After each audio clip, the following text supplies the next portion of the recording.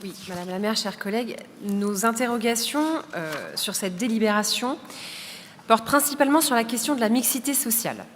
Donc c'est un sujet qui décidément revient beaucoup dans notre conseil ce soir. Et les considérations que je vais évoquer sur cette délibération s'appliquent d'ailleurs également au projet qui était évoqué tout à l'heure, rue de Fougères.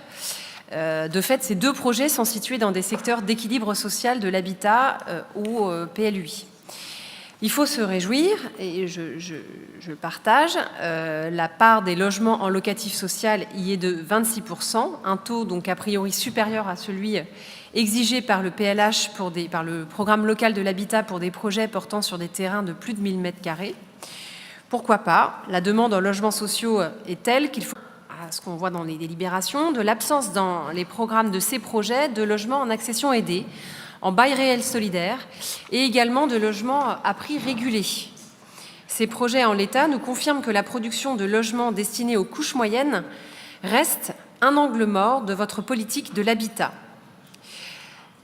Vous avez certainement pris connaissance de la dernière étude de l'INSEE Bretagne reprise par un mensuel local, ayant pour titre, je cite, « Une forte structuration géographique des revenus sur Rennes Métropole », elle pointe l'évasion de ces mêmes couches moyennes vers les périphéries de Rennes Métropole, et pas seulement de Rennes.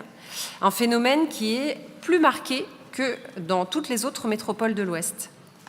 Cette évasion met en cause l'équilibre social de la ville et de la métropole.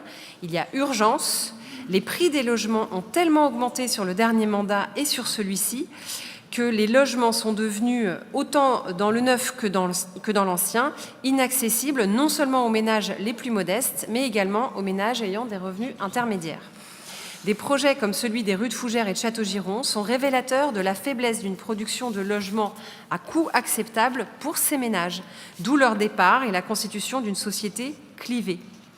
D'une part, une population très aisée ayant les moyens d'acquérir des biens très chers, de 6 000 à 10 000 euros le mètre carré pour le neuf, et de l'autre, des ménages pouvant intégrer le parc public de logements locatifs sociaux, c'est-à-dire les plus pauvres des demandeurs. Une société donc duale, d'où les couches moyennes seraient progressivement exclues, déséquilibrant la ville et la métropole et la vidant des couches sociales contribuant à leur dynamisme social, culturel et économique. Et ne vous en déplaise, ce n'est pas uniquement donc la faute à Macron s'il y a ce phénomène d'inégalité et de fracture sociale.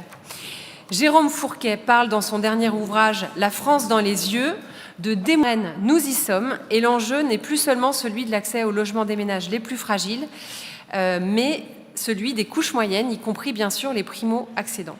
Pour ces raisons, nous nous abstiendrons donc sur ces délibérations.